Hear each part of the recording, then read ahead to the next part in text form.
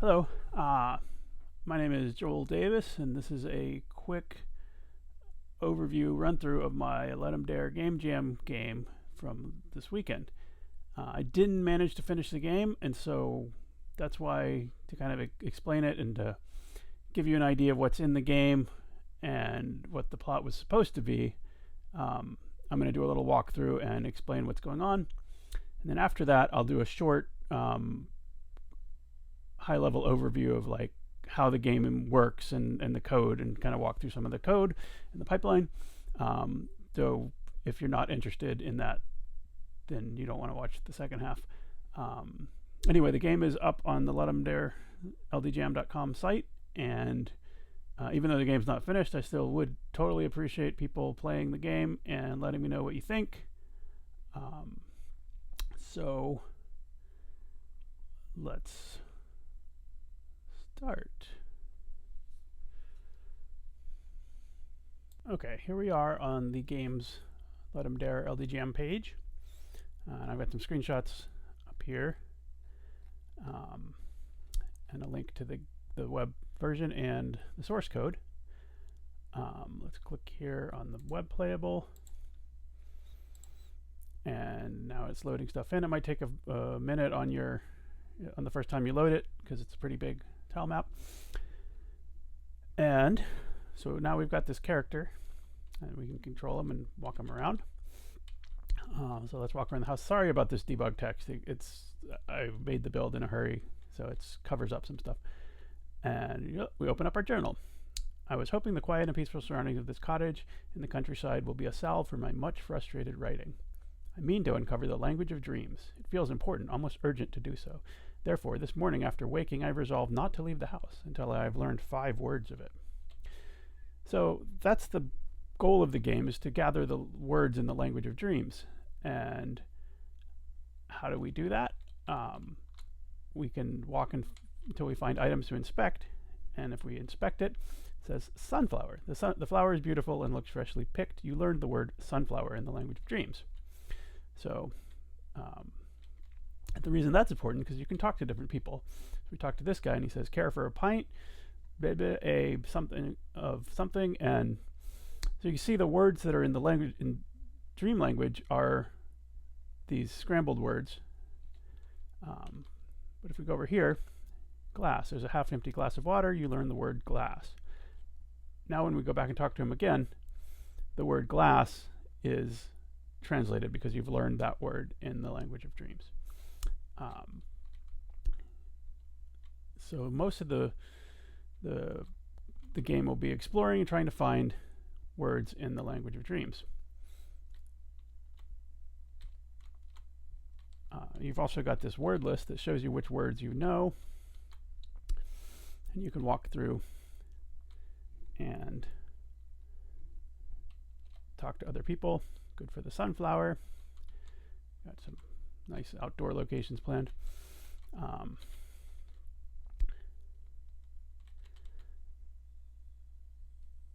Okay, so now you notice, you might have seen that you can go to sleep. And that's probably, so the idea was that these dream words wouldn't be everywhere. They'd only be in the dream state when you were dreaming. So if I go to sleep, right now they're everywhere, but if you go to sleep, now you're in the dream zone, and you can inspect and learn more words in the language of dreams, and find different things. And then if you go back to where you were sleeping, it says wake now, and you can wake back up, and you're back in the daytime world. Hello. Just ask if you need something. I seem to have misplaced it. And there will be some drama with the villagers that you're trying to uncover and resolve. So you might wonder, if you're sleeping and in the world of dreams, and you've come across a comfortable couch or bed, what happens if you go to sleep again? Oh, now you're in a dream within a dream, and there would be more words hidden in there the deeper you go, deeper and deeper into your dreams. And also, the characters dialogue is different in every level of the dreams, and the further down you go, the more kind of weird and surreal it gets. Lightning is dangerous for the tall sunflower, but we need the electricity. Am I right? So you can go all the way down. This is the deepest level of Dream Zone, where your hold on reality is slipping away, and you're deep within dreams and bad tile collision. Okay, so that is. So if I go back to the couch, I can wake up, and you have to be in a bed that you're currently asleep in, which might be multiple ones. So that's the basic idea of it. And now here comes the twist, which I'm sure nobody saw coming. We're out here in reality. Hi, Esme. She says, everyone in something is worried about that, but I like a. And the twist is, if I go here, it says wake, but I'm already awake. Or am I? And if I wake up here, now I'm in reality. So I'm back in dream level -1, as you can see in the helpful debug text, and in the real world where everything is gray. And the idea would be, if I had finished the game, you'd wake up here, which is in a crew cabin on a boat.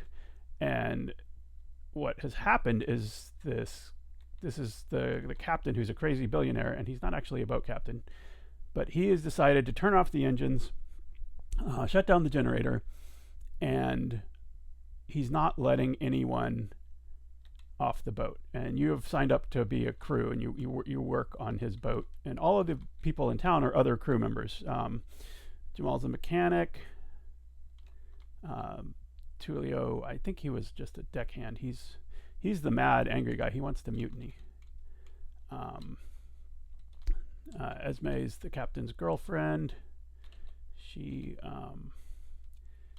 keeps trying to defend him, but we're not having any of that. And the captain. So now the other thing that you'll notice is now nobody's speaking in dream language anymore. They're all just real words, because you're not in a dream anymore. This is the reality, except the captain. And he is in a dream state, and you can see he's got a lot of dream words in this saying, which you'll have to dig through the source code if you want to decode. And he just wanders around saying this, and so you have to go back now into the dream world and find the words that the captain says, and then you come back to him. And when you talk, you'll say it back to him, and then you'll say it translated once you know all the words, and then he'll say, oh, finally somebody understands me. Let's turn this boat back on and go home. And you win the game. So that's my game. You can hit tab to get well, it's kind of the world map, but it's really just zooming the camera out. And there it is. So I had a lot of fun making it, even though it's not entirely finished. And I'll do a little tour of the source code in the engine next. Quick tour of the source code for the game. There's a link to it right here. LD48 deeper. This is just, you can stop watching now if you're just interested in the game. This is not interested in the programming, but I think people might be curious to see how you would put together a web playable game in C without using a big engine like Unity or something. I'm not saying this is good code or anything, but it's my weekend project. So yeah, so I'm just to start with, I'm using this library called sokol, which is fantastic. It's pretty low level, but it does everything you need, and if you write code for it, it does stuff like drawing primitives, and it works for web, iOS, OpenGL, and so you can make stuff that's really portable and also really small and lightweight, which is great. And you only have to use what you need, and not, if you have a project that doesn't need text rendering, then you don't have to bring that in. So check it out. Okay, but so let me just show you my quote-unquote pipeline. So it starts here in this LDTK program, and this is the first time I used it, and it's really good. I'm really happy with it, and if I ever need to make a tile-based game again, I will definitely use it. So the way it works, it's got these different layers, and I've got just an entity, collision, and a floor tiles layer, and you can set where the collisions are. So if I wanted to make it walkable down here, you can, or if I didn't want you to be able to walk into the chair, you could put a collider there. You can zoom out and see the whole map, which is really cool because you can see your kind of whole world put together. And these don't have to be square; they can be arbitrarily shaped, or they don't have to be the same size. So you could have like really freeform worlds. I'm just using the Gridvania template because it just makes it easier for me. So yeah, and then you paint in your entities. So if I wanted to go, let's say I want to go up here, and in this garden level, I wanted to add a word for, add a dream word for here on this puddle.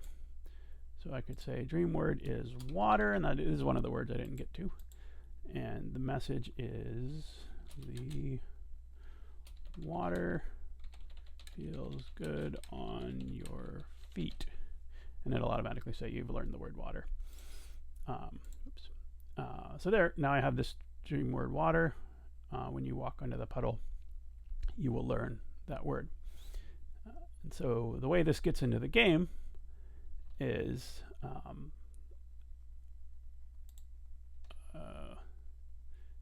you save the map, and it saves it in this really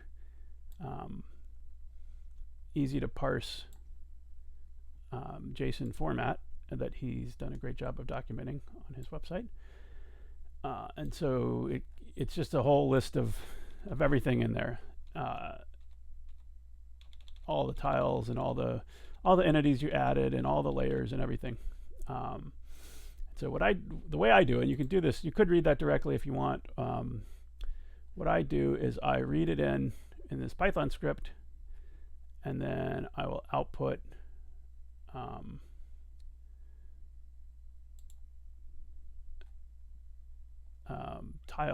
tile map structs in my C code. So this is the definition of what the game uses, and this this script just translates it from that JSON file into the game data, and dumps it all out. So I just run that to dump that out and get this tile map data. I've got like the tile info, these little rectangles for the zones where you sleep, where you learn the dream words and stuff like that. The script dumps everything out into this level data CPP file, and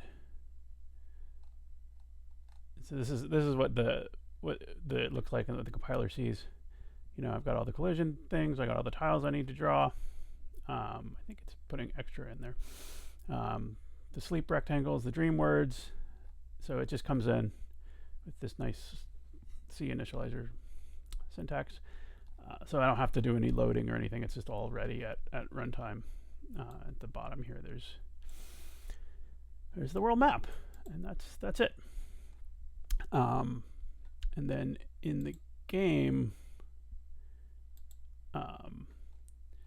that just literally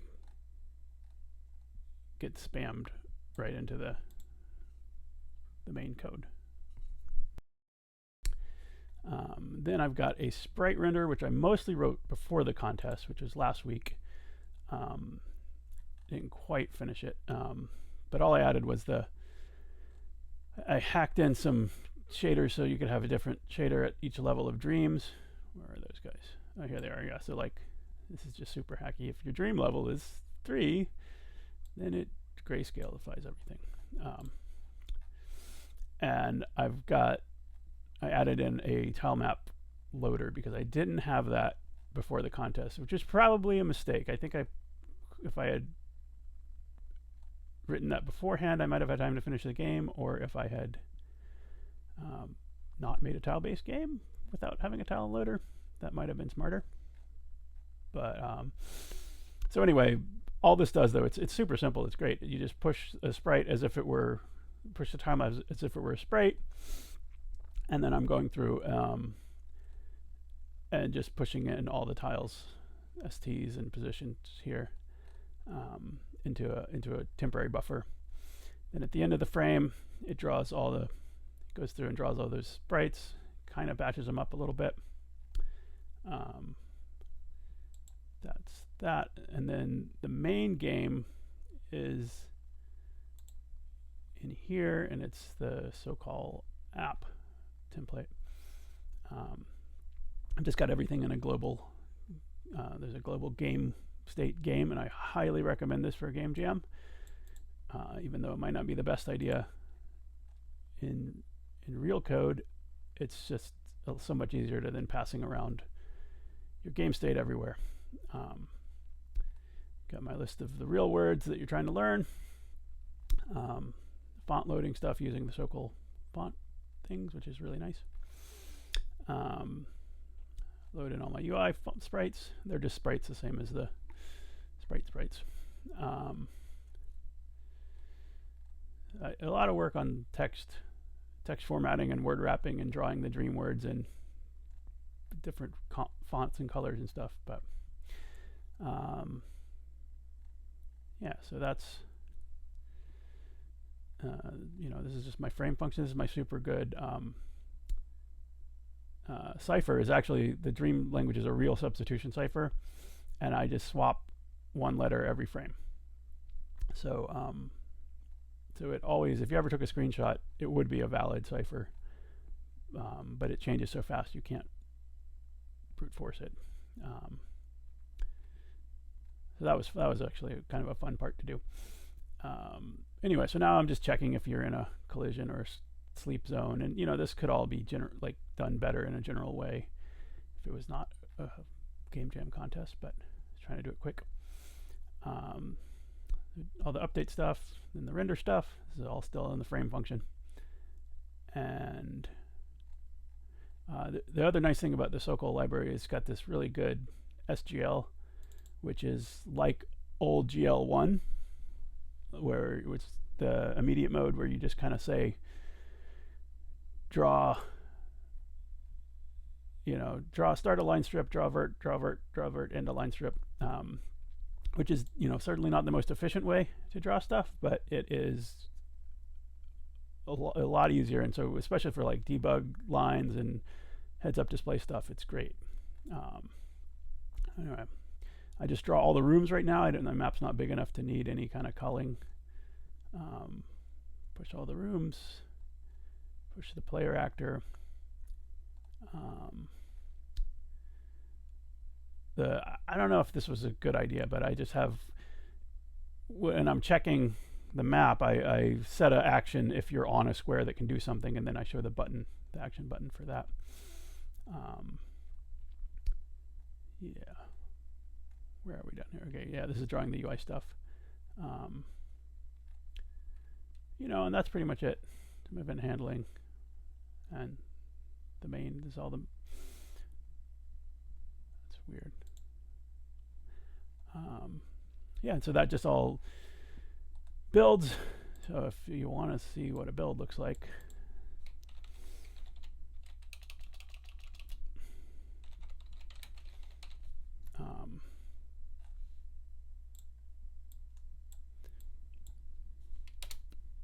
just run fips build. Didn't change anything. But if I had changed anything, it would rerun this all through emscripten and ends up with HTML, my HTML shell file.